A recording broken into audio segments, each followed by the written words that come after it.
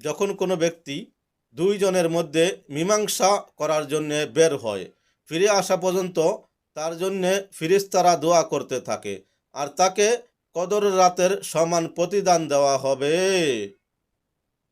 যে ব্যক্তি তার কোনো মুসলিম ভাইয়ের সাহায্য বা উপকারের জন্য বের হয়, তার জন্য আল্লাহ তাআলার রাস্তায় জিহাদকারীর ন্যায় সওয়াব রয়েছে। যে ব্যক্তি তার আপনজন অথবা আত্মীয় স্বজনের খোঁজ খবর নেয়ার জন্যে তাদের সান্ত্বনা প্রদান করে অথবা তাদের সালাম প্রদান করে, আল্লাহ তাআলা তাকে 100 শহীদের মর্যাদা দান করবেন। আর তাদের কাছে পৌঁছার জন্যে যে কদম ফেলেছে, প্রতি কদমে বা পদক্ষেপে 40,000 নেকি দান করবেন।